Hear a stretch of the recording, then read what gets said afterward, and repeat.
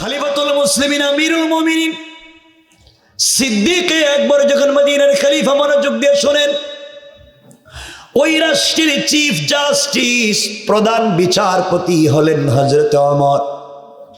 যে ওমর রাসূলের মাথা কাটবার জন্য গিয়েছিলেন, যে ওমর রাসূলকে মারবার আগে তার বোন ফাতেমাকে রক্তাক্ত করে মাথা ফাটিয়েছিলেন, যেই ওমর তার বোন ফাতেমার স্বামীকে মারতে মারতে দাঁত ফেলে দিয়েছিলেন, ওই ওমর মদিনার রাষ্ট্রের প্রধান বিচারপতি, ওই রাষ্ট্রের প্রধান উপদেষ্টা মানে পরামর্শদাতা হযরতে আলী, হযরতে ওসমান। চিন্তা করেন, রাষ্ট্র যিনি চালায় রসুলের বন্ধু এবং রসুলের শ্বশুর, আর রাষ্ট্রের প্রধান বিচারপতি রসুলের বন্ধু এবং রসুলের শ্বশুর, আর যেই দুইজন প্রধান পরামর্শদাতা, একজন রসুলের চাচাতো ভাই আর দুজন রসুলের তিনটা মেয়ের জামাই। আল্লাহু আকবার বলে। ফজরের সালাত পড়ে হযরতে আবু বকর বসে পড়লেন। এমন সময় ওসমান নামাজের পরে দাঁড়িয়ে গেলেন আর ডাক দিয়া বলছেন, খলিফাতুল মুসলিমিন আমিরুল মুমিনিন সিদ্দিক আকবর, আপনি রাষ্ট্রের খলিফা, আপনার কাছে আমার একটা প্রশ্ন ছিল, আমি কি করতে পারি? আবু বকর বলছেন, ওসমান কেন নয়, তুমি পাবলিকের সামনে বলো। ওসমান দাঁড়িয়ে বলছেন, শোনো আবু বকর, আল্লাহর রাসূল ইন্তেকাল করেছেন, বেশি দিন হয় নাই, তুমি রাষ্ট্রের খলিফা, আমি জানতে চাই আল্লাহর রাসূলের ইন্তেকালের পরে তুমি রাষ্ট্র কি দিয়ে চালাও, কি দিয়ে মদিনা নামক রাষ্ট্রটাকে চালাও? আবু বকর ডাক দিয়া বলছেন, ওসমান রে, আমি তো কোরআন দিয়া রাষ্ট্র চালাই, রাসূলের তরিকায়, আল্লাহ যেভাবে বলছেন রাসূলের তরিকা মতো এভাবেই চালাই, কোরআন সুন্নাহ দিয়া রাষ্ট্র। হযরত ওসমান বলছেন, শোনো আবু বকর, সত্যি যদি তাই হয়, আপনি যদি কোরআন দিয়ে রাষ্ট্র চালান, বলেন না নাগরিক তার অধিকার ফিরে পাবে কিনা, মানুষ তার অধিকার কতটুকুন ভাবে জানতে চায়। আবু বকর বলছেন, শোনো ওসমান, মানুষ কেন, যেই রাষ্ট্র কোরআন দিয়ে চলে, ওই রাষ্ট্রে যদি একটা কুকুর না খেয়ে মারা যায়, একটা বিড়াল যদি বিনা চিকিৎসায় মারা যায়, আল্লাহর আদালতে আমাকে জবাবদিহি করতে হবে। যেই রাষ্ট্র কোরআন দিয়ে চলতে পারে, এই রাষ্ট্রে মানুষ তার অধিকার ফিরে পাক তা নয়, পৃথিবীর সকল প্রাণী আল্লাহ তাআলার কোরআন দিয়ে চললে তাদের অধিকার ফিরে পাবে। কোন সুবহানাল্লাহ। প্রত্যেকটা প্রাণী তার অধিকার ফিরে পাবে।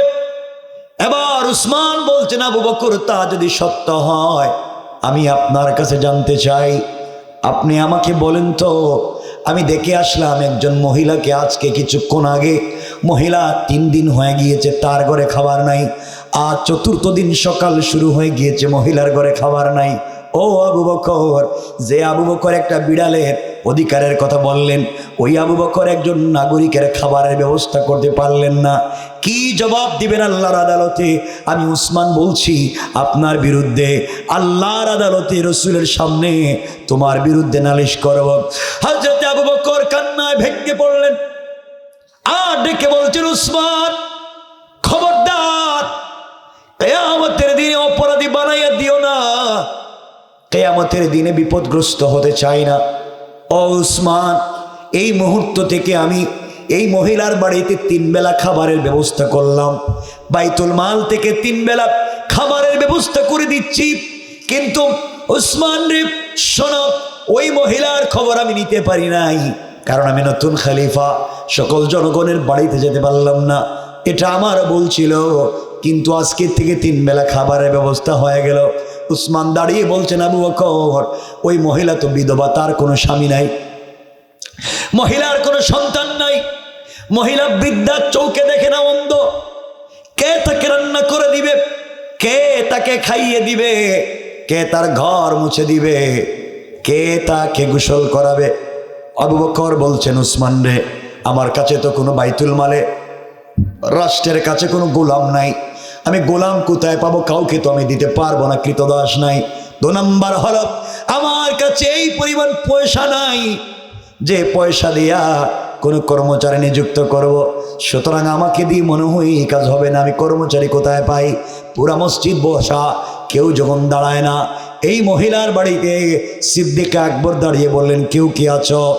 এই মহিলার বাড়িতে বিনা পারিশ্রমিকে একমাত্র আল্লাহকে পাওয়ার জন্যে কাজ করে দিবা কেউ কি আছো? কেউ যখন দাঁড়ায় না, এমন সময় এই রাষ্ট্রের প্রধান বিচারপতি হযরত ওমর দাঁড়িয়ে গেলেন। আল্লাহু আকবার। ওমর দাঁড়িয়ে বলছেন, খলিফাতুল মুসলিমিন আবু বকর, এই মহিলার বাড়িতে আমি ওমর আজকের থেকে কর্মচারী নিযুক্ত হয়ে গেলাম। স্বেচ্ছায় কোনো পয়সা লাগবে না, মহিলার বাড়িতে কাজ করে দিব। আবু বকর বলছেন, ওমর রে, আপনি এই রাষ্ট্রের প্রধান বিচারপতি, চিফ জাস্টিস, আপনি যদি মহিলার বাড়িতে কাজে চলে যান, রাষ্ট্রের এতগুলা দায়িত্ব কে আদায় করবে? আমার বলছেন, আবু বকর শোনো, আমি অফিসে যাওয়ার আগে সকালবেলা কাজ করব, অফিস থেকে ফিরবার সময় বিকালবেলা কাজ করব, এরপরেও নিঃস্বার্থ বিনা পারিশ্রমিকে কাজ করে আল্লাহর রসুলকে ভালোবাসা দিয়ে জান্নাতে যেতে চাই।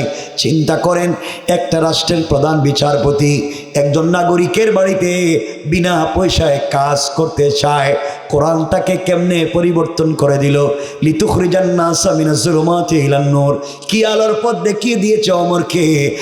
আর আমাদের দেশে নতুন কিছু লোক ক্ষমতার স্বাদ পাইয়া এখন গ্রামে গ্রামে চান্দাবাজি করে, আবার মসজিদেও লম্বা কথা বলে। ঠিক কিনা বলেন আমার বন্ধুগণ? আবু বকর বলছেন, ওমর শোনো, তুমি যদি ওই মহিলার বাড়িতে কাজ করে দিতে হয় আমার কোনো আপত্তি নাই, কিন্তু তুমি যদি ঠিকমতো দায়িত্ব আদায় না করো, কিয়ামতের দিনে আল্লাহর আদালতে তোমার বিরুদ্ধে আমি নালিশ করব। আর এক সপ্তাহের ভিতরে দায়িত্ব আদায় না করলে আমি আবু বকরের দরবারে তোমাকে জবাবদিহি করতে হবে। এই কথা বলে হযরতে আবু বকর চলে গেলেন। আমার নিজের বাড়িতে পৌঁছে গেলেন। সকালবেলা নাস্তা সেরে, ফজরের সালাত পড়ে পরের দিন নাস্তা সেরে মহিলার বাড়ির দরজায় হাজির হয়ে গেলেন। সালাম দিয়ে বলছেন, আম্মা জান, আমি আপনার বাড়ির নির্ধারিত খাদেম, রাষ্ট্রের পক্ষ থেকে আমি একজন কর্মচারী। বলেন আপনার ঘরে কি করে দেওয়া লাগবে? মা, রান্না করে দেওয়া লাগবে কি? আপনার ঘর কি মুছে দেওয়া লাগবে? রাষ্ট্রের প্রধান বিচারপতি একজন নাগরিকের বাড়িতে কাকুতি মিনতি করেন। মহিলা জবাব দিচ্ছে, যুবক, কে? তোমাকে চিনতে পারলাম না, আমি চোখে দেখি নাই। যুবক রে, তুমি এসেছো আমার বাড়িতে কাজ করে দিতে চাও? যুবক, তুমি আসার প্রায় 3 ঘন্টা আগে আরেকজন যুবক এসে আমার ঘরের সবগুলা কাজ করে দিয়ে চলে গিয়েছে।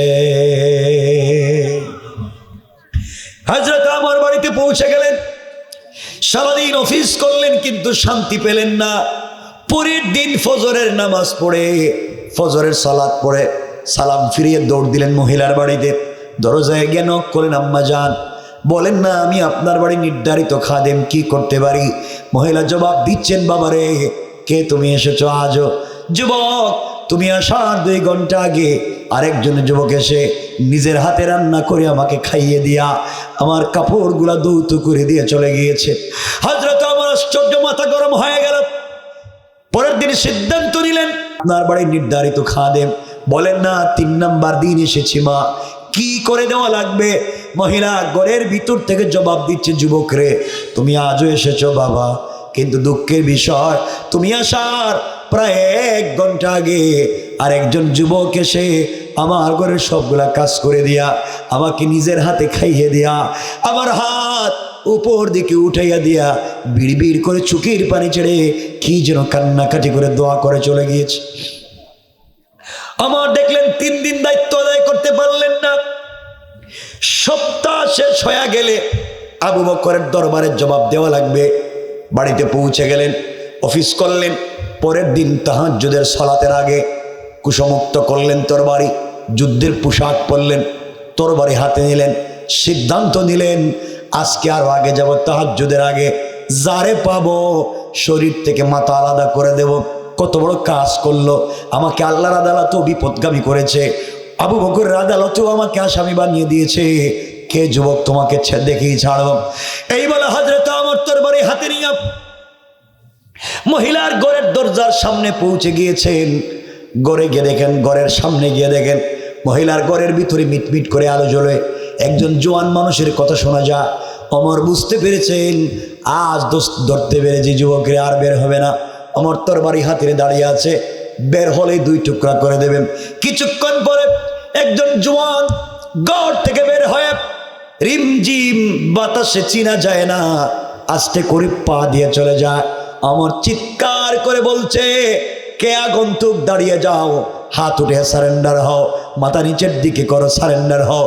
ওমর বলছি আমার হাতে কিন্তু তরবারি, এক পা সামনে দিলে শরীর থেকে মাথা আলাদা করে দেব। কে তোমাকে এগুলা শিক্ষা দিয়েছে? ওমরের চিৎকার গর্জন শুনে আগন্তুক দাঁড়িয়ে গেলেন, 2 হাত উপর দিকে উঠাইয়া মাথা নিচের দিকে করে সারেন্ডার হয়ে গেলেন। আবার আস্তে আস্তে করে আগন্তুকের কাছে পৌঁছে গিয়েছেন। আগন্তুকের কাছে গিয়া আগন্তুকের চেহারার দিকে তাকাইয়া আর ওমর নিজেকে সামলিয়ে রাখতে পারলেন না, আর সহ্য করতে পারলেন না, হাতের তরবারি ফেলে দিলেন, কাঁপতে লাগলেন, হাউমাউ করে কাঁপতে লাগলেন। তাকাইয়া দেখেন তার সামনে অপরাধীর মতো হাত উপর দিকে উঠাইয়া সারেন্ডার হইয়া যে যুবক দাঁড়িয়ে আছে রে, তিনি আর কেউ না, তিনি রাসূলের কলিজার টুকরা প্রিয় সাহাবী, মদিনার রাষ্ট্রের খলিফা হযরতে আবু বকর। আল্লাহু আকবার। কোরআন কেমনে পরিবর্তন করে দিল। আমার জড়িয়ে বলছেন, ভাই আবু বকর আপনি এত রাত্রে কেন এসেছেন? আমি জানতে চাই, বলেন না। আবু বকর বলছেন, ভাই ওমর রে, তোমার আগে আমি খলিফা হয়েছি, এর অর্থ হলো তোমার আগে আল্লাহর আদালতে আমাকে জবাবদিহি করা লাগবে। তোমাকে দায়িত্ব দিয়েছি ঠিকই, কিন্তু কোরআন বলছে দায়িত্বটা তো আমার ছিল। এই জন্যে তোমাকে দায়িত্ব দেওয়ার পরেও বিছানায় যাওয়ার পরে ঘুম আসে না। ওমর কি ঠিক মতো আদায় করতে পারলো কি না? দায়িত্বটা তো ওমরের না, দায়িত্বটা আমার। আমি এই রাষ্ট্রের খলিফা, আমি কেন নাগরিকের খবর নিতে পারলাম না? কোরআন তো দায়িত্ব আমাকে দিয়েছে, এই জন্য রাত্রবেলা বিছানায় পিঠ লাগাইয়া ঘুমাই না। ওই দায়িত্ব বুথ থেকে জবাবদিহিতার ভয় ঢুকে যাওয়ার কারণে আমি মহিলার বাড়িতে এসে কাজ করে দিয়ে যাই। আমার চোখের পানি ছেড়ে বলছেন, আবু বকর আপনি রাষ্ট্রের খলিফা, মহিলার বাড়িতে কাজ করে দিলেন মানলাম, কিন্তু জুতা পায় নাই কেন, খালি পায় কেন? ও আবু বকর আপনি রাষ্ট্রের প্রেসিডেন্ট, জুতা পায় নাই, মদিনার পাথরের রাস্তা দিয়ে হাঁটেন কেমনে? আবু বকর চোখের পানি ছেড়ে ওমরকে জড়াইয়া বলছেন, ভাই ওমর রে, আমি খলিফা হতে পারি, কিন্তু চামড়ার জুতা কেনার মতো পয়সা আমার নাই। আমার একটা খড়মের জুতা আছে, কাঠের জুতা আছে, কাঠের জুতা দিয়ে যদি মদিনার পাথরের রাস্তা দিয়ে হাঁটি, খট খট করে আওয়াজ হবে, অনেকের ঘুম ভেঙে যাবে, অনেকের ইবাদত নষ্ট হয়ে যাবে। আমি আবু বকর এই জন্য জুতা পায়ে দেই না। ও মুসলমানেরা, একটা রাষ্ট্রের খলিফা প্রেসিডেন্ট হওয়ার পরেও চামড়ার জুতা পরবার মতো পয়সা নাই। আর এই দেশের চুর আর বদমাইশেরা জনগণের কোটি কোটি টাকা মেরে বিদেশে পাচার করছে, এখনো এরা আছে। এদেরকে যারা সাপোর্ট করে এই পথে চলতে চায়, এদের কাউকে এই দেশের জনগণ এই দেশে রাখতে চায় না। ঠিক কিনা জোরে বলেন? আমার মুসলমান বন্দেগান গভীর মনোযোগ, মাত্র বুঝাতে চাই, কোরআন যদি আপনার সঙ্গে থাকে, কোরআনের প্রতি যদি বিশ্বাস থাকে, ভরসা যদি হয় আল্লাহর উপরে, আল্লাহ তাআলা আপনাকে কেমনে বাঁচাইয়া দিবেন। কোনো ভয় পাবেন না। দুনিয়ার জমিনে চলার পথে কোরআনকে শুধুমাত্র আঁকড়ে ধরেন। এই কথা কেন বললাম শুনেন। আল্লামা উবাইদুল্লাহ সিন্দি ইনকিলাবি তাফসিরে আল্লাহ রাসূল সাল্লাল্লাহু আলাইহি ওয়াসাল্লামের হিজরতের লম্বা ঘটনা নয়, 1-2 মিনিটে বলি, কোরআন সঙ্গে থাকলে আল্লাহ কেমনে বাঁচাইয়া দেবেন বুঝাতে চাই, বিশ্বাসটা যেন আমাদের দৃঢ় হয়ে যায়। আল্লাহ রাসূল যেদিন হিজরত করবেন, জিবরিল আমিন ঘরের ভিতরে আসলেন, ঘুম থেকে উঠালেন, আল্লাহ রাসূলকে বলছেন, ইয়া রাসূলুল্লাহি ইয়া হাবিবাল্লাহ, পয়গম্বরে আরবি, আপনাকে হিজরত করতে হবে ইয়াসরিবের দিকে, খেজুর বাগানের দিকে, মদিনার দিকে হিজরত করতে হবে। আল্লাহ রাসূল ঘুম থেকে উঠে গেলেন, ওযু করলেন, 2 রাকাত সালাত পড়লেন, ঘর থেকে বের হয়ে যাওয়ার জন্য দরজার কাছাকাছি পৌঁছে গেলেন। যাওয়ার পরে শোনেন ঘরের চতুর্দিকে কাফেরেরা গড়কে বেষ্টন করে রেখে দিয়েছে। নেজা নিয়া, তীর নিয়া, বল্লম নিয়া আল্লাহর রসুল ঘর থেকে বের হলেই তারা মেরে ফেলবে। আল্লাহ তাআলার কাছে ডাক দিয়ে বলেছেন, আল্লাহ তাআলা আপনি আমাকে বললেন ঘর থেকে বের হয়ে যাওয়ার জন্যে, আয় আল্লাহ আপনি আমাকে বললেন হিজরত করবার জন্যে, ঘরের চতুর্দিকে কাফেরেরা দাঁড়িয়ে আছে, ওরা আমাকে মেরে ফেলবে ঘর থেকে বের হলে। আয় আল্লাহ তাআলা কেমনে আমি বাঁচবো? আল্লাহ বললেন, বন্ধুরে তোমার কাজ হলো আমার উপরে ভরসা করে কোরআন থেকে তেলাওয়াত করে ঘর থেকে বের হওয়ার দায়িত্ব তোমার, আর হিফাজত করে মদিনা পর্যন্ত পৌঁছায়া দেওয়ার জিম্মাদার স্বয়ং আমি আল্লাহ। আল্লাহর রাসূল দরজায় পৌঁছে গেলেন, দরজা খুলে ফেলবেন, আবার ডাক দিয়া বলছেন, আল্লাহ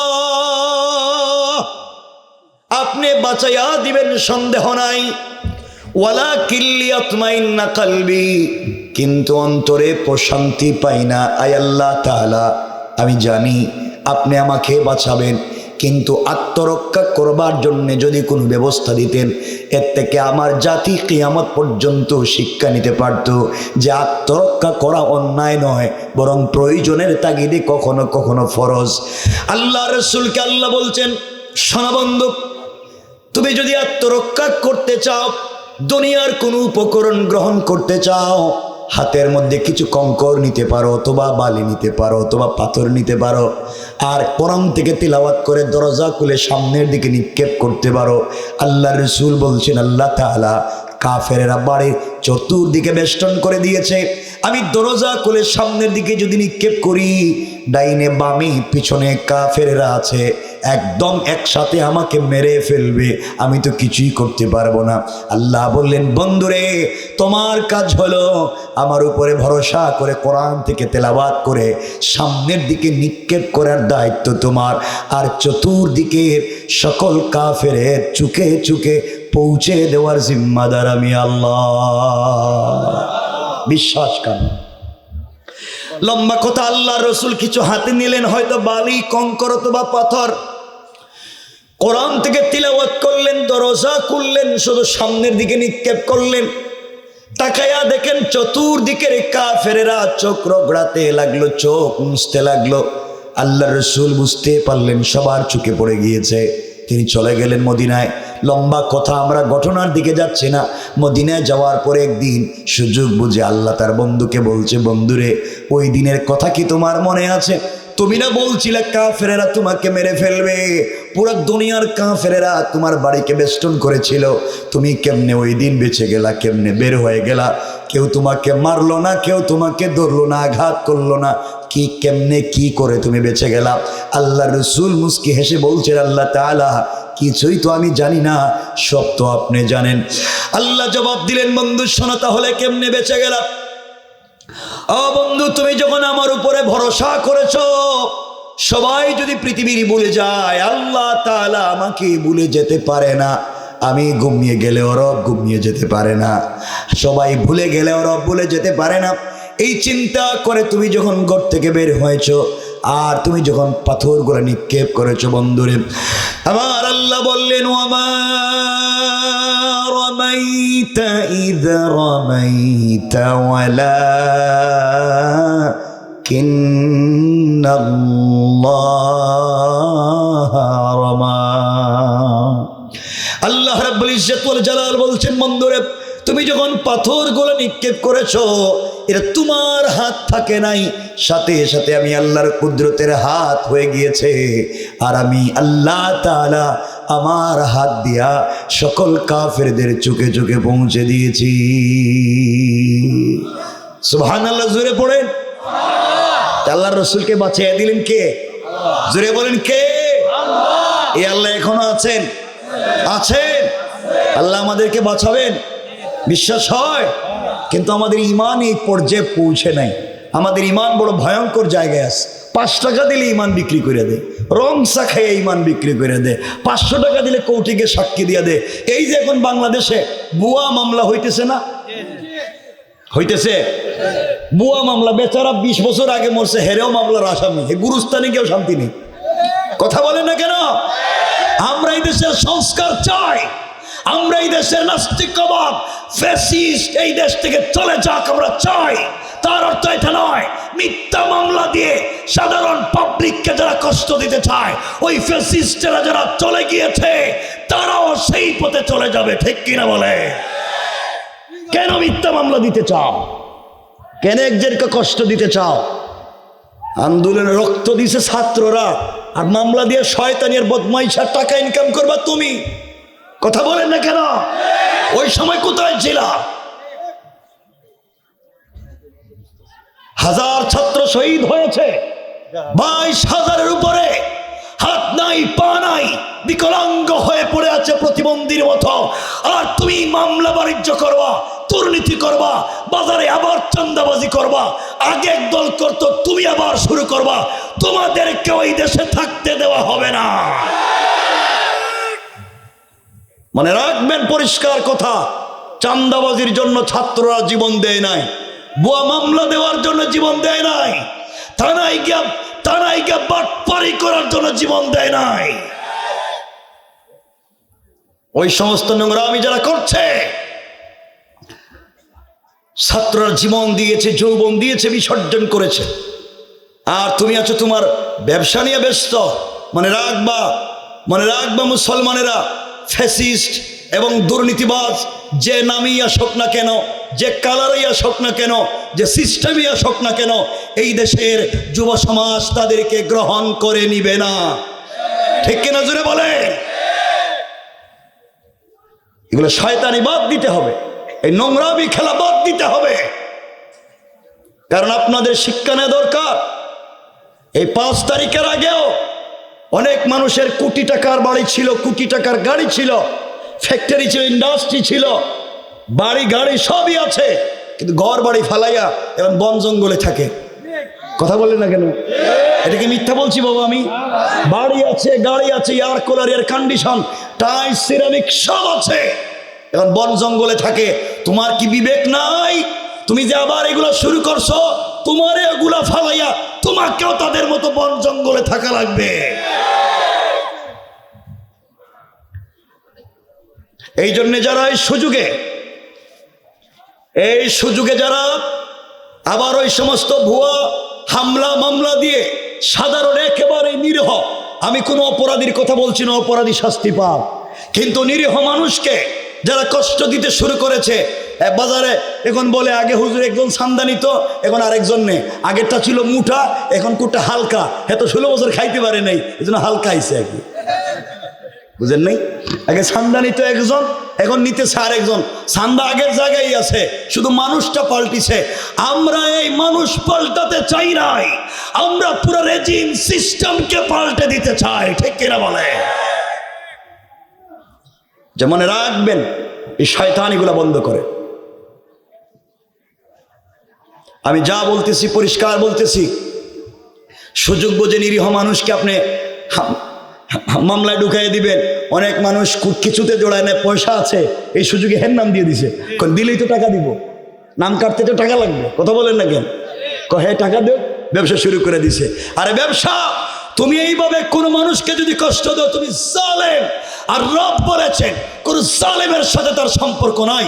তুমি যদি টাকা নিয়া মানুষকে ঠকাইয়া কষ্ট দিয়া, ওই টাকা দিয়া তোমার স্ত্রী রে খাওয়াও, তোমার সন্তান রে খাওয়াও, তোমার মা বাপ রে খাওয়াও, কসম কিয়ামতের দিন তারাই তোমাকে জাহান্নামে নিয়ে যাবে। বিশ্বাস হয় না? আমি বলছি কষ্ট নিতেছেন আমার কথায়? একটা হয়ে গেছে। না না না, বেশি করবো না, শুনেন।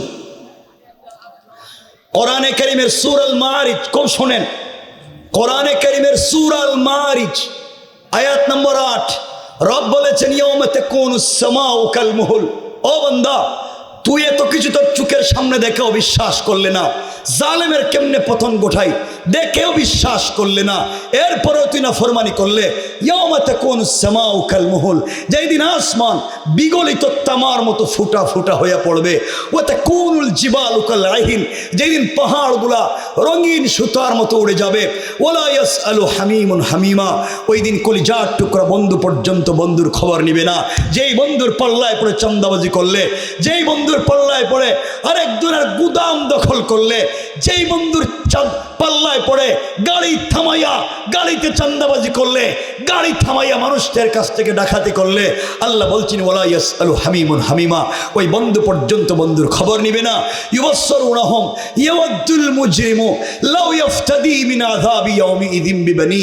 ও বান্দা, কিয়ামতের দিন দেখবে তোর আমল নামায় লেখা তুই ঠিক মতো সালাত পড়স নাই, ঠিক মতো ইবাদত করস নাই।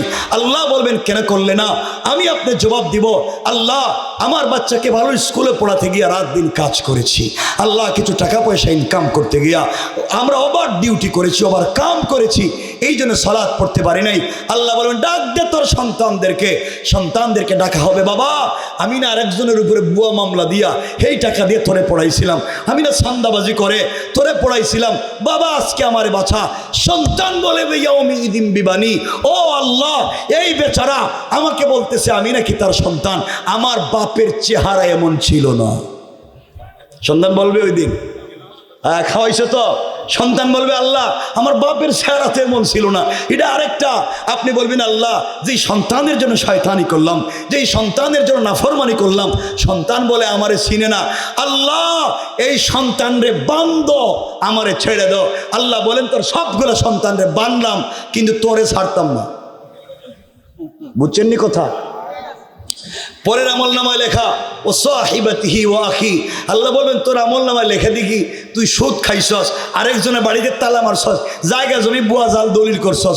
আল্লাহ আমি করি নাই, আমার বউ কইছে, পাশের বাড়ির বেচারা যদি এগুলা কইরে টাকার মালিক হইছে, করো না কেন এগুলা, পরে আমরা হজ করে তওবা করব। কথা কন না কেন?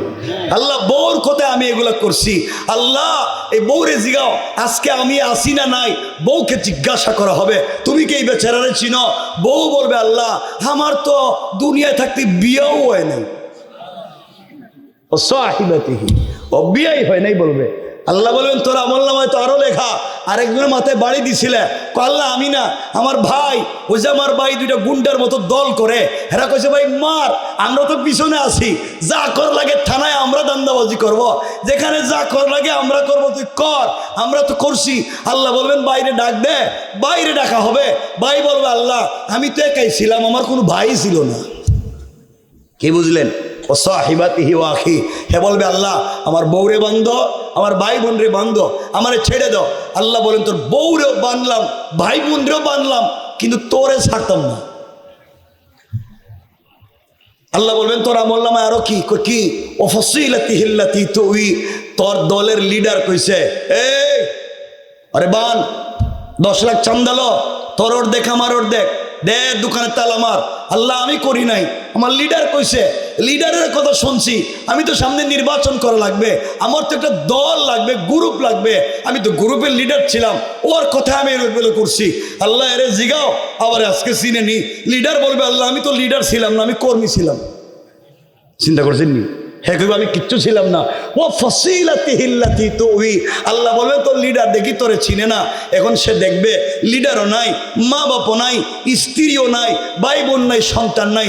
আল্লাহরে বলবে আল্লাহ আমি দেখতেছি কেউ চিনে না আমারে, আল্লাহ আমার একটা সুযোগ দাও, আমি তোমার আরো কিছু দিতে চাই। আল্লাহ বলেন কি দিতে চাস? সে বলতেছে ওয়ামান ফিল আরদি জামিআন সুম্মা ইউনজি, আল্লাহ আসমান জমিনে যা আছে সব নেও, আমারে ছেড়ে দাও, আমারে কি করো ছেড়ে দাও। আল্লাহ তো কিছু বলবেন নাকি? আল্লাহ জবাব দিচ্ছেন বান্দা তোর সন্তান বাদলাম, মা বাপ বাদলাম, ভাই বোন বাদলাম, স্ত্রী বাদলাম, দলের লিডার, গ্রামের মুরব্বী, গোষ্ঠীর মুরব্বী, সবগুলারে বানছি, তুই আসমান জমিনের সব দিয়া নিজেরে ছাড়াইতে চাস? আল্লাহ বলছেন কাল্লা, কখনো না, কখনো না। আল্লাহ কি করবেন তাইলে? ইন্নাহা লাযা তোকে লেলিহান আগুন দিয়ে জ্বালাবো। আগুন দিয়ে কি জ্বালাইবেন? আল্লাহ বলছেন নাজ্জাআতাল লিশাওয়া, যে আগুন চামড়া জ্বালায়, হাড্ডি জ্বালায়, গোশত জ্বালায়, কিন্তু রূহ জ্বালায় না। রূহ জিন্দা রাখবো, যেন তোর কষ্ট হয় সব জ্বালাইয়া দিব, রূহ জ্বালাবো না। এরপরে বলবো তাদউ, যাদের কারণে এগুলা করছিল এদেরকে ডাক দে। তাদউ মান আদবারা ওয়া তাওয়াল্লা, যাদের কারণে এগুলা করছিল এদেরকে ডাক দে। ডাকবে, সবাই পিঠ দেখাইয়া দেখাইয়া চলে যাইবে, কেউ সামনে থাকবে না। অপরাধ কি? এরপরে আল্লাহ বলছেন ওয়া জামা ফাআওয়া, ওয়া জামা ফাওয়া, মানুষকে ঠকাইয়া মাইরা হামলা মামলা দিয়া মানুষকে ভয় ভীতি দেখাইয়া টাকা জমাইছিলা। ওয়া জামা ফাওয়া, টাকা জমাইছিলা আর বাড়াইছিলা। আল্লাহ কোরআনে কারীমের 30 নম্বর পারা সূরা হুমাযার মধ্যখানে বলছেন আল্লাযী জামা মালা ওয়া আদ্দাদা, সম্পত্তি জমাইছিলার গণনা করছিলা, এখন মায়ের খাও, কাউরি পাইবা না। কিছু বুঝছেন? জুয়া, জুয়ার কিতা সবই তো কইতেছি। তো আমার কথা কি বুঝছেন আপনারা? এখন আমাকে বলেন কিয়ামতের দিন কেউ কাজে আসবে? আসতে বললেন কেন? বলেন কাজে আসবে? এজন্য আপনারা আমাকে কথা দেন, আপনারা যারা এখানে আছেন কেউ যদি কোনো চাঁদাবাজির সঙ্গে জড়িত থাকেন এগুলা বাদ দিবেন। ঠিক কি তা কয়? একটু হাত তুলে দেখাও তো দেখি কারা কারা চাঁদাবাজি করো। এটা কি দাঁড়িয়ে এটা দেখি হাত তুলে লিছে, এটা কি আল্লাহ জানে। এরা দেখি চাঁদাবাজির জন্য হাত তুলে। কোন এলাকায় এলাম? এটা দিকে উল্টা।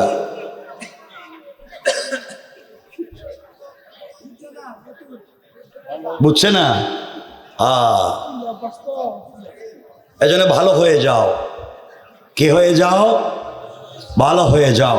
যুবক তোমাদেরকে বলছি ভাই, দুহাত জোড় করে বলছি 1-2 মিনিট কথাগুলো শোনো, এরপরে কি বলতে চাই মনোযোগ দিয়ে শোনো।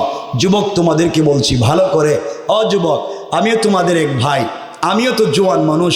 শোনো যুবকেরা, আল্লাহর ওয়াস্তে ভুল পথে যাইও না। কেউ দুনিয়ার আপন না, বিপদে পড়লে কাউকে পাবা না। বন্ধু এমন আছে, বন্ধু দাওয়াত খাওয়াইয়া গলা কেটে মেরে ফেলে, দাওয়াত খাওয়াইয়া মাইরা ফেলায়, এমন বন্ধুর অভাব নাই। এই দেখেন এই দেশে এখন শুধু মারামারি, কে কারে মাইরে ফেলায়, কে কারে জবাই করে, কে কার কাছে চাঁদাবাজি করে, কার বাচ্চা কোথায় নাই হয়ে যায়। শুধু নাই নাই দেখা যায় অমুকের বাচ্চা নিখোঁজ, অমুকের মা নিখোঁজ, অমুকের বাপ নিখোঁজ। কয়েকদিন পরে শোনা যায় সন্তান নিতে হলে 10 লাখ টাকা লাগবে।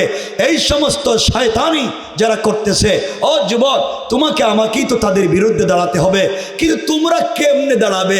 তোমরা তো এখন আছো প্রেম নিয়ে ব্যস্ত। এটা ঠিক নেই, খুব গরম দেখা যায়। তোমরা আসো প্রেম নিয়ে ব্যস্ত, তোমরা এগুলো বাদ দাও। যুবক তোমরা তো প্রেম করতে পারো, তাহলে আমি পারি না? কথা কেন? আমি কি তা 70 বছরের বুড়া না কি তা? আমি প্রেম করতে পারি না? আমার কি শখ নাই? তো তোমাদের মতো ভুয়া প্রেম করতে যাব কেন? তুমি যেই মেয়ের সাথে প্রেম করো, যুবক শোনো আমি বলছি 1 মিনিটে, যুবক তুমি যেই মেয়ের সাথে প্রেম করো, তোমার প্রেমিকা, তোমার গার্লফ্রেন্ড হয়তো খুব স্মার্ট, খুব সুন্দর, এক্সট্রা অর্ডিনারি করা তার চেহারা, তার বয়স শুনলে বাতের প্লিট ফেলাইয়া কুত্তার মতো দৌড় দাও। যেই মেয়ের সাথে প্রেম করে মা বাপের মুখে চুনকালি দিয়েছ, ওই মেয়েকে নেওয়ার কারণে ওই মেয়ের সাথে সম্পর্ক করে মাকে দেখতে পারো না, বাপকে দেখতে পারো না, বিদেশ থেকে টাকা মা বাপকে না দিয়া ওই মেয়ের বাড়িতে পাঠাও, ওই মেয়ে তোমার টাকা নিয়ে নাচানাচি করে। যুবক তুই জানিস না ভাই, সব ধোঁকা, সব দান্দাবাজ। ওই মেয়ে যদি আগামীকালকে তোমার চাইতে স্মার্ট, তোমার চাইতে টাকাওয়ালা, তোমার চাইতে সুন্দর আরেকটা যুবককে পেয়ে যায়, হয়তো তোমাকে ভুলে যেতে 1 মিনিটও লাগবে না। সব ধোঁকা, সব ধোঁকা। তোমার বয়স মাত্র 22, সে 52 বছরের এক বুড়া বেটারে পাইছে। বেটার আমেরিকার পাসপোর্ট আছে, কানাডা অথবা ইংল্যান্ডের পাসপোর্ট আছে, দেখবা হে মা শুদ্ধ চলে গেছে। কথা বলো। এই জন্য সব ভুয়া, ওই পথে পা বাড়াইও না। যুবক তোমাকে আবারও বলছি, আমি তোদের ভাই, তোদের পায়ে হাত রেখে বলছি, যুবক যার সঙ্গে সারা রাত টেলিফোনে কথা বলো, রাত চলে যায় কথা শেষ হয় না। যুবক জানোস না ভাই, ওই মেয়ের সঙ্গে একটু রাগ করে দেখ, টেলিফোন অফ করে দিবে, প্রয়োজনে ব্লক মেরে দিবে। আবারও বলতে পারে আগামী কালকে তোমার সঙ্গে কথা বলতে পারবো না, আমার পাশে আমার মা ঘুমাইবে, তো মা শুইলে ফেলাইবো। আসলে ওর মা নাই, কিচ্ছু নাই, হয়তো আরেকটা টেলিফোন দিয়ে আরো কারো সঙ্গে কথা বলতে পারে। কারণ এই পথে যে নেমে গিয়েছে, তুমি মনে করতেছো সে ভালো, মনে রাখবা তুমি যদি 5টা প্রেম করে থাকো আর ছেলেরা প্রেম করে 10টা, বিয়ের সময় মেয়ে খুঁজে রাবিয়া বছরই। আরে জোয়ান, তুই জানিস না রব কোরআনে বলছেন খবিসের জন্য খবিস, আল্লাহ বলছেন পবিত্রের জন্য পবিত্র, ও পবিত্রের জন্য অপবিত্র। তুমি 10টা প্রেম করছো, আর যেই মেয়ের বিয়ে করছো ও কোরআন শরীফ হাত নিয়ে বলছে আমার জীবনে কোনো ছেলের দিকে তাকাই নাই, মনে করবা তোমার সেইটা ডাবল কামলা। কথা বলেন না কেন? এটা অরিজিনাল টাটকা কামলা। এই জন্য এই কথা বলছে। বোনদেরকে বলছি, বোন তুমি এক ছেলের সঙ্গে প্রেম করছো, ও বলছে জিন্দেগিতেও আমি কোনো মেয়ের দিকে তাকাই নাই, আমি একবারে পুত পবিত্র, মনে করবো 60টা শয়তান। কথা বলেন না কেন? ও মিথ্যা কথা বলতেছে, একবার মিথ্যা কথা বলতেছে। কারণ তুমি যে লাইনের রব বলেছেন তুমি পাইবা ওই লাইনের, এটার কোনো ব্যবধান হবে না। মাঝে মাঝে যদি সিস্টেম চেঞ্জ হয়ে যায়, রব বলেছেন ওয়ামতাহানাল্লাহু কুলুবাহুম লিত্তাকওয়া, এটা আমি মাঝে মাঝে তাকওয়ার পরীক্ষা নিতে গিয়া কাউকে কাউকে পরীক্ষায় ফেলাই, কিন্তু সিস্টেম যে যেমন পাইব তেমন। এখন যারা যারা বিয়ে করছো মোটামুটি, আর যারা বিয়ে করো নাই চিন্তা করছো আমি তো 5টা প্রেম করছি, আজকের থেকে তওবা শুরু করো, নাহলে তুমি যেই মেয়েরে পাইবা ও কমপক্ষে 10টা। কথা কি বুঝছো বাবা? এগুলোর থেকে বাইচে থাকো, এই পথ নিজেকে ছেড়ে দাও, নাইলে তুমিও বিপদী, জিনিসটা পাইবা বিপদী, পুরো লাইফটাই শেষ করে দিও। কথা বলেন না কেন? আমার কথা কি মিথ্যা? যুবক তোমাদেরকে আরেকটু বলছি, মনোযোগ দিয়ে শোনো। এই জন্য যুবক, প্রেম যদি করতে হয়, ভালো যদি বাসতে হয়, একজনকে, তিনি কে? আরো জোরে বলো, কে? আমার আল্লাহ তো আমার রসুলের সাথে প্রেম করতেন, আমার রসুলকে ভালোবাসতেন। প্রেম তো ওখানে করবা, চাইবা তো ওখানে। আমার রসুলকে মাঝে মাঝে আমার আল্লাহ ডাক দিতেন, ও বন্ধু, ইয়া আইয়ুহাল মুদ্দাসসির, ইয়া আইয়ুহাল মুজাম্মিল।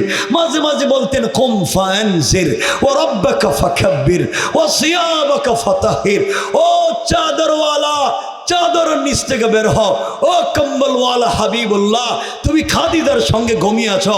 আল্লাহু আরশ ইস্তাওয়া, আমি আরশে আজিমে একা একা ভালো লাগে না। বন্ধু তুমি দুনিয়ায় ঘুমাইছো, লা তাখুযুহু সিনাতুম ওয়ালা নাওম, তোমার প্রেমিক তো ঘুমায় না, একটাবার উঠো না, রাত না শেষ হয়ে যায় আমি যে ঘুমাই না, একটাবার কথা বলতে চাই। বন্ধু উঠো, ঠান্ডা পানি দিয়ে ওযু করো, সিজদায় গিয়া সুবহান বলে আমাকে ডাক দাও, আমি রব আরশে আজিমে থাকবো না, সাথে সাথে তোমার দরজায় হাজির হয়ে যায়। হাজির রব, তার নাম। ভালোবাসলে ওখানে বসো, যাকে ডাকলে পাওয়া যায়, যিনি ঘুমায় না আমার জন্য, যিনি জেগে থাকে আমার জন্য, যিনি রাত হয়ে গেলে দরজায় এসে ডাকে, বন্ধু উঠ না, হাইয়া আলাল ফালাহ, কামিয়াবি তো আমার কাছে। শুনছি বান্দা তুই নাকি অনেক গুনাহ করে ফেলাইছিস, তোর নাকি মাথায় অনেক টেনশন, কাউকে বলিস না, রাত অনেক গভীর, আমি কিন্তু দরজায় আইছি, ঘুম থেকে উঠে যা, ফিস ফিস করে আমার সঙ্গে কথা বল। আমি বললাম ওয়াল্লাযীনা ইয়াকুলুনা রাব্বানা ইসরিফ আন্না আযাবা জাহান্নাম ইন্না আযাবাহা কানা গরামা।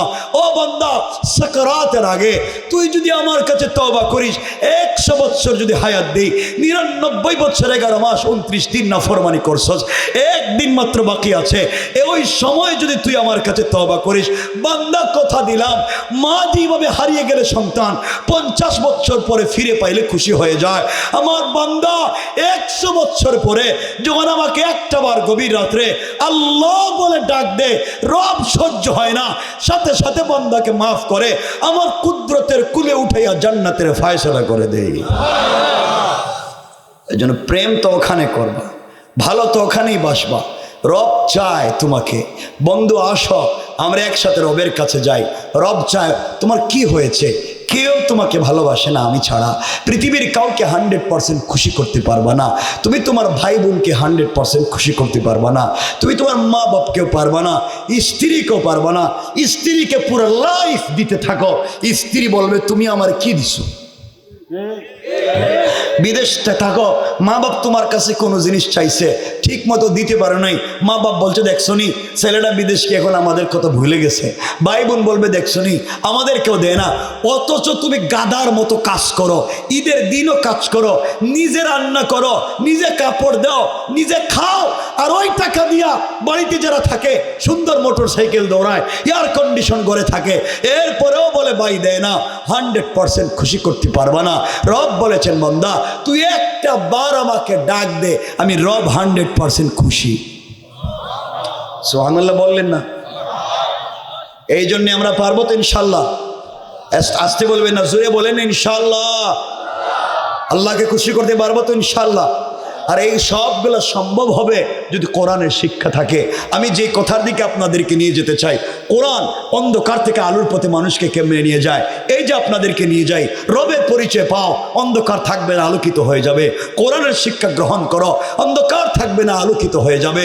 ও বন্ধু, ওই যে আগে একটা কথা বলছিলাম, ওই আগের দান্দাবাজি এখনো চলে, আগের জুলুম এখনো চলে, শুধু নাম পাল্টাইছে, মানুষ পাল্টাইছে, দান্দাবাজি আগের জায়গায়।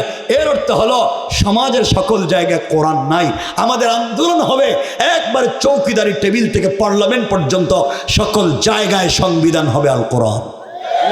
জোরে বলেন ঠিক কিনা?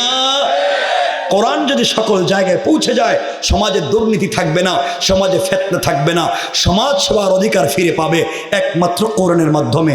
শুয়া একটা কষ্ট হচ্ছে, কোরআন কেমনে পরিবর্তন করতে পারে? আমি লম্বা আলোচনায় যেতে চাই, মন চায়, রাত অনেক বেশি। আমি বলি না, আমি বলি শুনে, আমি বলি একটা কথা। 12টা পর্যন্ত আমরা তো কত কথা বলি, সারা বছর কথা বলি, ডাক্তারের পরামর্শ নেই। 12টা পর্যন্ত, সকাল 12টা থেকে রাত 12টা পর্যন্ত কথা বললে যে ক্ষতি হয়, 12টার পরে 1 মিনিট কথা বললে তার থেকে বেশি ক্ষতি হয়। কারণ 12টার পরে বডিতে যে গ্ল্যান্ড আছে, আমাদের যে গ্ল্যান্ড, মাথার থেকে পা পর্যন্ত যে গ্ল্যান্ডগুলো আছে, রক্ত ডেলিভারি করে, ওগুলো বসে যায়, কুশগুলা বসে যায়, কারণ তার ঘুমানোর টাইম। তখন আমরা তার মাইরা পিটাইয়া শক্ত করে সজাগ রাখি, তুই ঘুমাইতে পারবি না, আমি না কথা বলতেছি, কিন্তু তার ঘুমের টাইম। বাচ্চারা দেখছেন না, ঘুমের টাইম হইলে পড়ে যায় না? ছোট বাচ্চা কুলে নিছেন, ও ঘুমের টাইম, কে কার সুখ কথা শুনে ও পড়ে যায়, কারণ তার ঘুমের টাইম। ওই সিস্টেমই এটা, ওই গ্ল্যান্ডের ঘুমের টাইম, সিস্টেমে শুয়ে পড়া। এই জন্য আল্লাহ রসুল বলছেন সন্ধ্যার সাথে সাথে মাগরিবের পরে এশার আগে খেয়ে ফেলো, এশার নামাজের পরে ঘুমিয়ে পড়ো। কথা শুনেন নাই? রসুল তো হাদিসে বলছেন মাগরিবের পরে এশার আগে খেয়ে ফেলো আর এশার নামাজ পড়ে ঘুমিয়ে পড়ো। আমরা ওই সময় কি করি আর ওই সময় কি করি, উল্টা। এই জন্য লম্বা করবো না, তত লম্বা হইতেছে। আমার বন্ধুগণ, কথাগুলো দিল দিয়া শুনেন। এবার কি বলতে চাই, যে আলোচনার দিকে আপনাদেরকে নিয়ে যেতে চাই, আপনি যদি আল্লাহর সঙ্গে সম্পর্ক করতে পারেন, আল্লাহকে যদি দিল থেকে ভালোবাসতে পারেন, ঘরে থেকে থেকেও আপনি অনেক কিছু আদায় করতে পারেন। মনোযোগ দিয়ে কথাগুলো শোনেন। এই দুনিয়ার জমিনে আল্লাহ রাসূলের ইন্তেকালের পরে খলিফাতুল মুসলিমিন আমিরুল মুমিনিন হযরতে আবু বকর সিদ্দিক রাদিয়াল্লাহু তাআলা আনহু যখন মদিনার খলিফা, বন্ধু কথাগুলা দিল দিয়ে শোনো, লম্বা করতে চাই না, মনোযোগ দিয়ে শোনো। শুধুমাত্র বুঝাতে চাই, একটা আওয়াজ তুলতে হবে সবাই মিলে আজকের আলোচনায়, যে আমরা পার্লামেন্টে, আমরা ঘরে বাহিরে সকল জায়গায় কোরআনের আইন চাই। কোরআন যদি এসে যায়, সমাজ কেমনে সুন্দর হয়ে যাবে চিন্তা করতে পারবেন না। কোরআন যদি সমাজে প্রতিষ্ঠিত হয়ে যায়, বাজারে কেউ দুর্নীতি করবে না, চিন্তাই করবে না, গাঞ্জা ব্যবসাও করবে না, সুদ ঘুষ খাবে না, সকল চোরেরাও দেখবেন তাহাজ্জুদ ওয়ালা হয়ে গিয়েছে। কোরআন মানুষকে কেমনে পরিবর্তন করতে পারে, কথাগুলো দিল দিয়া শুনেন। এই জন্য আপনাদের দুটা পায়ে জড়িয়ে বলছি, কোরআনকে থিসিস করুন, অ্যানালাইজ করুন, গবেষণা করুন। আল্লাহ বলছেন কোরআনে তিবিয়ানান লিকুল্লি শাই, সব কিছুর পূর্ণাঙ্গ বিশ্লেষণ তো কোরআনে দিয়ে রেখেছেন আল্লাহ তাআলা। খলিফাতুল মুসলিমিন আমিরুল মুমিনিন সিদ্দিক আকবর যখন মদিনার খলিফা, মনোযোগ দিয়ে শোনেন, ওই রাষ্ট্রের চিফ জাস্টিস, প্রধান বিচারপতি হলেন হযরত ওমর। যে আমার রসুলের মাথা কাটবার জন্য গিয়েছিলেন, যে আমার রসুলকে মারবার আগে তার বোন ফাতেমাকে রক্তাক্ত করে মাথা ফাটিয়েছিলেন, যেই অমর তার বোন ফাতেমার স্বামীকে মারতে মারতে দাঁত ফেলে দিয়েছিলেন, ওই আমার মদিনার রাষ্ট্রের প্রধান বিচারপতি, ওই রাষ্ট্রের প্রধান উপদেষ্টা মানে পরামর্শদাতা হযরতে আলী, হযরতে ওসমান। চিন্তা করে, রাষ্ট্র যিনি চালায় রসুলের বন্ধু এবং রসুলের শ্বশুর, আর রাষ্ট্রের প্রধান বিচারপতি রসুলের বন্ধু এবং রসুলের শ্বশুর, আর যে দুইজন প্রধান পরামর্শদাতা, একজন রসুলের চাচাতো ভাই আর দুজন রসুলের তিনটা মেয়ের জামাই। আল্লাহু আকবার বলে। ফজরের সালাত পড়ে হযরতে আবু বকর বসে পড়লেন। এমন সময় ওসমান নামাজের পরে দাঁড়িয়ে গেলেন আর ডাক দিয়া বলছেন, খলিফাতুল মুসলিমিন আমিরুল মুমিনিন সিদ্দিকে আকবর, আপনি রাষ্ট্রের খলিফা, আপনার কাছে আমার একটা প্রশ্ন ছিল, আমি কি করতে পারি? আবু বকর বলছেন, ওসমান কেন নয়, তুমি পাবলিকের সামনে বলো। ওসমান দাঁড়িয়ে বলছেন, শোনো আবু বকর, আল্লাহর রাসূল ইন্তেকাল করেছেন, বেশি দিন হয় নাই, তুমি রাষ্ট্রের খলিফা, আমি জানতে চাই আল্লাহর রাসূলের ইন্তেকালের পরে তুমি রাষ্ট্র কি দিয়ে চালাও, কি দিয়ে মদিনা নামক রাষ্ট্রটাকে চালাও? আবু বকর ডাক দিয়া বলছেন, ওসমান রে, আমি তো কোরআন দিয়া রাষ্ট্র চালাই রাসূলের তরিকায়, আল্লাহ যেভাবে বলছেন রাসূলের তরিকা মতো এভাবেই চালাই, কোরআন সুন্নাহ দিয়া রাষ্ট্র। হযরত ওসমান বলছেন, শোনো আবু বকর, সত্যি যদি তাই হয়, আপনি যদি কোরআন দিয়ে রাষ্ট্র চালান, বলেন না নাগরিক তার অধিকার ফিরে পাবে কিনা, মানুষ তার অধিকার কতটুকুন ভাবে জানতে চায়। আবু বকর বলছেন, শোনো ওসমান, মানুষ কেন, যেই রাষ্ট্র কোরআন দিয়ে চলে, ওই রাষ্ট্রে যদি একটা কুকুর না খেয়ে মারা যায়, একটা বিড়াল যদি বিনা চিকিৎসায় মারা যায়, আল্লাহর আদালতে আমাকে জবাবদিহি করতে হবে। যেই রাষ্ট্র কোরআন দিয়ে চলতে পারে, এই রাষ্ট্রে মানুষ তার অধিকার ফিরিয়ে পাক তা নয়, পৃথিবীর সকল প্রাণী আল্লাহ তাআলার কোরআন দিয়ে চললে তাদের অধিকার ফিরে পাবে। কোন সুবহানাল্লাহ। প্রত্যেকটা প্রাণী তার অধিকার ফিরে পাবে। এবার উসমান বলছেন, আবু বকর, তা যদি সত্য হয়, আমি আপনার কাছে জানতে চাই, আপনি আমাকে বলেন তো, আমি দেখে আসলাম একজন মহিলাকে আজকে কিছুক্ষণ আগে, মহিলা 3 দিন হয়ে গিয়েছে তার ঘরে খাবার নাই, আর 4র্থ দিন সকাল শুরু হয়ে গিয়েছে মহিলার ঘরে খাবার নাই। ও আবু বকর, যে আবু বকর একটা বিড়ালের অধিকারের কথা বললেন, ওই আবু বকর একজন নাগরিকের খাবারের ব্যবস্থা করতে পারলেন না, কি জবাব দিবেন আল্লাহর আদালতে? আমি উসমান বলছি, আপনার বিরুদ্ধে আল্লাহর আদালতে রসুলের সামনে তোমার বিরুদ্ধে নালিশ করব। হযরত আবু বকর কান্নায় ভেঙে পড়লেন আর ডেকে বলছেন, উসমান খবরদার, কিয়ামতের দিনে অপরাধী বানাইয়া দিও না, কিয়ামতের দিনে বিপদগ্রস্ত হতে চাই না। ও উসমান, এই মুহূর্ত থেকে আমি এই মহিলার বাড়িতে 3 বেলা খাবারের ব্যবস্থা করলাম, বাইতুল মাল থেকে 3 বেলা খাবারের ব্যবস্থা করে দিচ্ছি, কিন্তু উসমান রে শোনো, ওই মহিলার খবর আমি নিতে পারি নাই, কারণ আমি নতুন খলিফা, সকল জনগণের বাড়িতে যেতে পারলাম না, এটা আমার ভুল ছিল, কিন্তু আজকে থেকে 3 বেলা খাবারের ব্যবস্থা হয়ে গেল। উসমান দাঁড়িয়ে বলছেন, আবু বকর, ওই মহিলা তো বিধবা, তার কোনো স্বামী নাই, মহিলার কোনো সন্তান নাই, মহিলা বৃদ্ধা, চৌকে দেখে না, অন্ধ, কে তাকে রান্না করে দিবে, কে তাকে খাইয়ে দিবে, কে তার ঘর মুছে দিবে, কে তাকে গোসল করাবে? আবু বকর বলছেন, উসমান রে, আমার কাছে তো কোনো বাইতুল মালে রাষ্ট্রের কাছে কোনো গোলাম নাই, আমি গোলাম কোথায় পাবো? কাউকে তো আমি দিতে পারবো না, কৃতদাস নাই। 2 নম্বর হলো, আমার কাছে এই পরিমাণ পয়সা নাই যে পয়সা দিয়া কোনো কর্মচারী নিযুক্ত করব, সুতরাং আমাকে দিয়ে মনে হয় এই কাজ হবে না, আমি কর্মচারী কোথায় পাই? পুরা মসজিদ বসা, কেউ যখন দাঁড়ায় না। এই মহিলার বাড়িতে সিদ্দিক আকবর দাঁড়িয়ে বললেন, কেউ কি আছো? এই মহিলার বাড়িতে বিনা পারিশ্রমিকে একমাত্র আল্লাহকে পাওয়ার জন্যে কাজ করে দিবা। কেউ কে আছো? কেউ যখন দাঁড়ায় না, এমন সময়ে এই রাষ্ট্রের প্রধান বিচারপতি হযরত ওমর দাঁড়িয়ে গেলেন। আল্লাহু আকবার। আমার দাঁড়িয়ে বলছেন, খলিফাতুল মুসলিমিন আবু বকর, এই মহিলার বাড়িতে আমি ওমর আজকে থেকে কর্মচারী নিযুক্ত হয়ে গেলাম। স্বেচ্ছায় কোনো পয়সা লাগবে না, মহিলার বাড়িতে কাজ করে দিব। আবু বকর বলছেন, ওমর রে, আপনি এই রাষ্ট্রের প্রধান বিচারপতি, চিফ জাস্টিস, আপনি যদি মহিলার বাড়িতে কাজে চলে যান, রাষ্ট্রের এতগুলা দায়িত্ব কে আদায় করবে? আমার বলছেন, আবু বকর শোনো, আমি অফিসে যাওয়ার আগে সকালবেলা কাজ করব, অফিস থেকে ফিরবার সময় বিকালবেলা কাজ করব, এরপরেও নিঃস্বার্থ বিনা পারিশ্রমিকে কাজ করে আল্লাহর রসুলকে ভালোবাসা দিয়ে জান্নাতে যেতে চাই।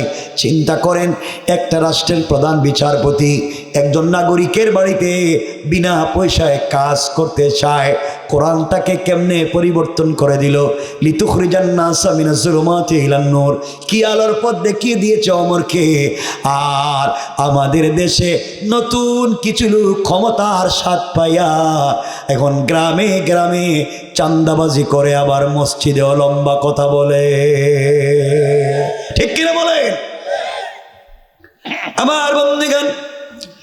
আবু বকর বলছেন, ওমর শোনো, তুমি যদি ওই মহিলার বাড়িতে কাজ করে দিতে হয় আমার কোনো আপত্তি নাই, কিন্তু তুমি যদি ঠিকমতো দায়িত্ব আদায় না করো, কিয়ামতের দিনে আল্লাহর আদালতে তোমার বিরুদ্ধে আমি নালিশ করব। আর 1 সপ্তাহের ভিতরে দায়িত্ব আদায় না করলে আমি আবু বকরের দরবারে তোমাকে জবাবদিহি করতে হবে। এই কথা বলে হযরতে আবু বকর চলে গেলেন। আমার নিজের বাড়িতে পৌঁছে গেলেন। সকালবেলা নাস্তা সেরে, ফজরের সালাত পড়ে পরের দিন নাস্তা সেরে মহিলার বাড়ির দরজায় হাজির হয়ে গেলেন। সালাম দিয়ে বলছেন, আম্মা জান, আমি আপনার বাড়ির নির্ধারিত খাদেম, রাষ্ট্রের পক্ষ থেকে আমি একজন কর্মচারী। বলেন আপনার ঘরে কি করে দেওয়া লাগবে? মা, রান্না করে দেওয়া লাগবে কি? আপনার ঘর কি মুছে দেওয়া লাগবে? রাষ্ট্রের প্রধান বিচারপতি একজন নাগরিকের বাড়িতে কাকুতি মিনতি করেন। মহিলা জবাব দিচ্ছে, যুবককে তোমাকে চিনতে পারলাম না, আমি চোখে দেখি নাই। যুবক রে, তুমি এসেছো আমার বাড়িতে কাজ করে দিতে চাও? যুবক, তুমি আসার প্রায় 3 ঘন্টা আগে আরেকজন যুবক এসে আমার ঘরের সবগুলা কাজ করে দিয়ে চলে গিয়েছে। হযরত আমার বাড়িতে পৌঁছে গেলেন। সারাদিন অফিস করলেন কিন্তু শান্তি পেলেন না। পরের দিন ফজরের নামাজ পড়ে, ফজরের সালাত পড়ে সালাম ফিরিয়ে দৌড় দিলেন মহিলার বাড়িতে। দরজায় গিয়ে নক করলেন, আম্মা জান, বলেন না আমি আপনার বাড়ি নির্ধারিত খাদেম, কি করতে পারি? মহিলা জবাব দিচ্ছেন, বাবারে, কে তুমি এসেছো আজও? যুবক, তুমি আসার 2 ঘন্টা আগে আরেকজন যুবক এসে নিজের হাতে রান্না করে আমাকে খাইয়ে দিয়া আমার কাপড়গুলা ধৌত করে দিয়ে চলে গিয়েছে। হযরত আমার আশ্চর্য, মাথা গরম হয়ে গেল। পরের দিন সিদ্ধান্ত নিলেন, আপনার বাড়ির নির্ধারিত খাদেম। বলেন না 3 নাম্বার দিন এসেছি মা, কি করে দেওয়া লাগবে? মহিলা ঘরের ভিতর থেকে জবাব দিচ্ছে, যুবক রে, তুমি আজও এসেছো বাবা, কিন্তু দুঃখের বিষয়, তুমি আসার প্রায় 1 ঘন্টা আগে আরেকজন যুবক এসে আমার ঘরের সবগুলা কাজ করে দিয়া আমাকে নিজের হাতে খাইয়ে দিয়া আমার হাত উপর দিকে উঠাইয়া দিয়া বিড়বিড় করে চোখের পানি ছেড়ে কি যেন কান্নাকাটি করে দোয়া করে চলে গিয়েছে। আমার দেখলেন 3 দিন দায়িত্ব আদায় করতে পারলেন না। সপ্তাহ শেষ হয়ে গেলে আবু বকরের দরবারে জবাব দেওয়া লাগবে। বাড়িতে পৌঁছে গেলেন, অফিস করলেন। পরের দিন তাহাজ্জুদের সালাতের আগে কুশমুক্ত করলেন তরবারি, যুদ্ধের পোশাক পরলেন, তরবারি হাতে নিলেন, সিদ্ধান্ত নিলেন আজকে আরো আগে যাব, তাহাজ্জুদের আগে যারে পাবো শরীর থেকে মাথা আলাদা করে দেব। কত বড় কাজ করলো, আমাকে আল্লাহর আদালতেও বিপদগামী করেছে, আবু বকরের আদালতেও আমাকে আসামি বানিয়ে দিয়েছে। কে যুবক, তোমাকে দেখেই ছাড়ব। এই বলে হযরত আমার তরবারি হাতে নিয়ে মহিলার ঘরের দরজার সামনে পৌঁছে গিয়েছেন। ঘরে গিয়ে দেখেন, ঘরের সামনে গিয়ে দেখেন মহিলার ঘরের ভিতরে মিটমিট করে আলো জ্বলে, একজন জোয়ান মানুষের কথা শোনা যায়। ওমর বুঝতে পেরেছেন আজ দোষ ধরতে পেরেছি, যুবকের আর বের হবে না। ওমর তরবারি হাতে দাঁড়িয়ে আছে, বের হলেই 2 টুকরা করে দেবেন। কিছুক্ষণ পরে একজন জওয়ান ঘর থেকে বের হয়ে রিমঝিম বাতাসে চিনা যায় না আস্তে করে পা দিয়ে চলে যায়। ওমর চিৎকার করে বলছে, কে আগন্তুক দাঁড়িয়ে যাও, হাত উঠে সারেন্ডার হও, মাথা নিচের দিকে করো, সারেন্ডার হও। ওমর বলছি, আমার হাতে কিন্তু তরবারি, এক পা সামনে দিলে শরীর থেকে মাথা আলাদা করে দেব। কে তোমাকে এগুলা শিক্ষা দিয়েছে? ওমরের চিৎকার গর্জন শুনে আগন্তুক দাঁড়িয়ে গেলেন, দু হাত উপর দিকে উঠাইয়া মাথা নিচের দিকে করে সারেন্ডার হয়ে গেলেন। আমার আস্তে আস্তে করে আগন্তুকের কাছে পৌঁছে গিয়েছেন। আগন্তুকের কাছে গিয়া আগন্তুকের চেহারার দিকে তাকাইয়া আর ওমর নিজেকে সামলিয়ে রাখতে পারলেন না, আর সহ্য করতে পারলেন না, হাতের তরবারি ফেলে দিলেন, কাঁপতে লাগলেন, হাউমাউ করে কাঁপতে লাগলেন। তাকাইয়া দেখেন তার সামনে অপরাধীর মতো হাত উপর দিকে উঠাইয়া সারেন্ডার হইয়া যে যুবক দাঁড়িয়ে আছে রে, তিনি আর কেউ না, তিনি রাসূলের কলিজার টুকরা প্রিয় সাহাবী, মদিনার রাষ্ট্রের খলিফা হযরতে আবু বকর। আল্লাহু আকবার। কোরআন কেমনে পরিবর্তন করে দিল। আমার জড়িয়ে বলছেন, ভাই আবু বকর, আপনি এত রাত্রে কেন এসেছেন? আমি জানতে চাই, বলেন না। আবু বকর বলছেন, ভাই ওমর রে, তোমার আগে আমি খলিফা হয়েছি, এর অর্থ হলো তোমার আগে আল্লাহর আদালতে আমাকে জবাবদিহি করা লাগবে। তোমাকে দায়িত্ব দিয়েছি ঠিকই, কিন্তু কোরআন বলছে দায়িত্বটা তো আমার ছিল। এই জন্যে তোমাকে দায়িত্ব দেওয়ার পরেও বিছানায় যাওয়ার পরে ঘুম আসে না। ওমর কি ঠিক মতো আদায় করতে পারলো কি না? দায়িত্বটা তো ওমরের না, দায়িত্বটা আমার। আমি নি রাষ্ট্রের খলিফা, আমি কেন নাগরিকের খবর নিতে পারলাম না? কোরআন তো দায়িত্ব আমাকে দিয়েছে, এই জন্য রাত্রবেলা বিছানায় পিঠ লাগাইয়া ঘুমাই না। ওই দায়িত্ব বুথ থেকে জবাবদিহিতার ভয় ঢুকে যাওয়ার কারণে আমি মহিলার বাড়িতে এসে কাজ করে দিয়ে যাই। আমার চোখের পানি ছেড়ে বলছেন, আবু বকর, আপনি রাষ্ট্রের খলিফা, মহিলার বাড়িতে কাজ করে দিলেন মানলাম, কিন্তু জুতা পায়ে নাই কেন, খালি পায়ে কেন? ও আবু বকর, আপনি রাষ্ট্রের প্রেসিডেন্ট, জুতা পায়ে নাই, মদিনার পাথরের রাস্তা দিয়ে হাঁটেন কেমনে? আবু বকর চোখের পানি ছেড়ে ওমরকে জড়াইয়া বলছেন, ভাই ওমর রে, আমি খলিফা হতে পারি, কিন্তু চামড়ার জুতা কেনার মতো পয়সা আমার নাই। আমার একটা খড়মের জুতা আছে, কাঠের জুতা আছে, কাঠের জুতা দিয়ে যদি মদিনার পাথরের রাস্তা দিয়ে হাঁটি, খট খট করে আওয়াজ হবে, অনেকের ঘুম ভেঙে যাবে, অনেকের ইবাদত নষ্ট হয়ে যাবে। আমি আবু বকর এই জন্য জুতা পায়ে দেই না। ও মুসলমানেরা, একটা রাষ্ট্রের খলিফা প্রেসিডেন্ট হওয়ার পরেও চামড়ার জুতা পরবার মতো পয়সা নাই। আর এই দেশের চুর আর বদমাইশেরা জনগণের কোটি কোটি টাকা মেরে বিদেশে পাচার করছে, এখনো এরা আছে। এদেরকে যারা সাপোর্ট করে এই পথে চলতে চায়, এদের কাউকে এই দেশের জনগণ এই দেশে রাখতে চায় না। ঠিক কিনা জোরে বলেন? কোরআন কেমনে পরিবর্তন করে দে। লম্বা কথা সামনের দিকে নিয়ে যেতে পারলাম না। হযরত ওমর, যে ওমর আল্লাহর রসুলের মাথা কাটতে চাইলেন, আজ নিজেই পরিবর্তন হইয়া এক মহিলার বাড়িতে কাজ করতে চায়। আবু বকর আজ দেখা যায় বিনা পয়সায় রাষ্ট্রপ্রধান হওয়ার পরে মানুষের বাড়িতে কাজ করে। এতগুলা পরিবর্তন নিয়ে এসেছে আল কোরআন। এই জন্য আল্লাহ বলেছেন, কিতাবুন আনজালনাহু ইলাইকা লিতুখরিজান নাসা মিনাজ যুলুমাতি ইলান নূর। কোরআন বলে দিয়েছে, বান্দারে আর দেরি করা যাবে না। তুমি যদি কোরআনকে অনুসরণ করো, কোরআনকে ধরতে পারো, কোরআন এমন এক জিনিসের নাম, সমাজে যেখানে অন্ধকার থাকবে আলোকিত করে দিবে। এই জন্যে আমাকেও কোরআনওয়ালা হতে হবে, জাতিকেও কোরআনের পথে নিয়ে আসতে হবে। কোন ঠিক কিনা? পারবো তো ইনশাল্লাহ? বলেন ইনশাল্লাহ।